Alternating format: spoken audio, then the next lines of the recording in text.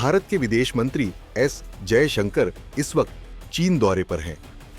Singapore के दौरे के बाद वो सीधा चीन पहुंचे हैं, जहां उनकी मुलाकात चीन के उपराष्ट्रपति हान जेंग से हुई। चीन के उपराष्ट्रपति के साथ इस मुलाकात की तस्वीर को शेयर करते हुए जयशंकर ने कहा कि आज बीजिंग पहुंचने के बाद उपराष्ट्रपति हान जेंग से मिलकर खुशी हुई। जयशंकर ने लिखा कि शंघाई सहयोग संगठन में चीन की अध्यक्षता को लेकर भारत का समर्थन जताया।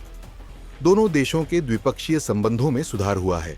उम्मीद है कि मेरी इस यात्रा के दौरान बातचीत सकारात्मक बनी रहेगी।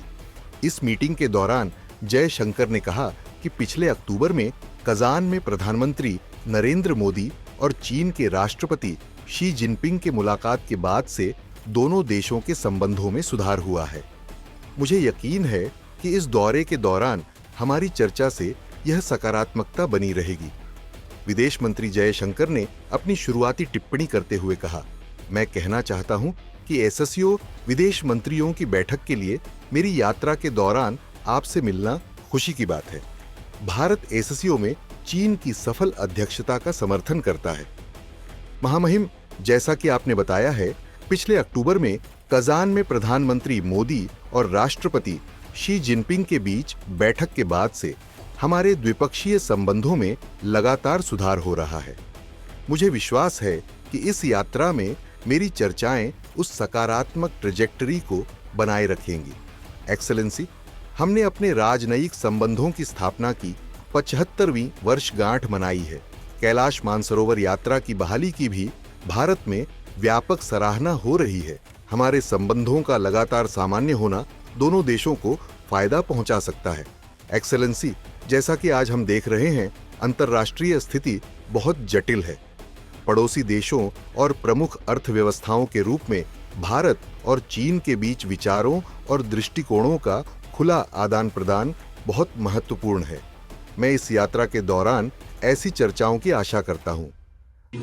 During my visit for the SCO Foreign Ministers meeting, India supports the successful Chinese presidency of the SCO. Excellency, our bilateral relationship, as you have noted, has been steadily improving since the meeting of Prime Minister Modi and President Xi Jinping in Kazan last October. I am confident that my discussions on this visit will maintain that positive trajectory. We have marked, Excellency, the 75th anniversary of the establishment of our diplomatic relations.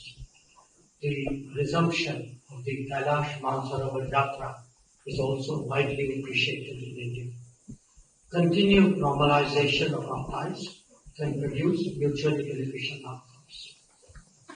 The international situation as we meet today, Excellency, as neighboring nations and major economies, an open exchange of views and perspectives between India and China is very important. I look forward to such discussions.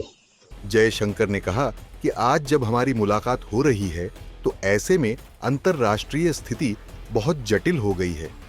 पड़ोसी मुल्क और प्रमुख अर्थव्यवस्थाएं होने के नाते भारत और चीन के बीच पारस्परिक विचारों का आदान प्रदान बहुत महत्वपूर्ण होगा। इससे पहले जयशंकर सिंगापुर में थे, जहां उन्होंने भारत सिंगापुर मंत्रिस्तरीय गोलमेज समिट में हिस्सा लिया था।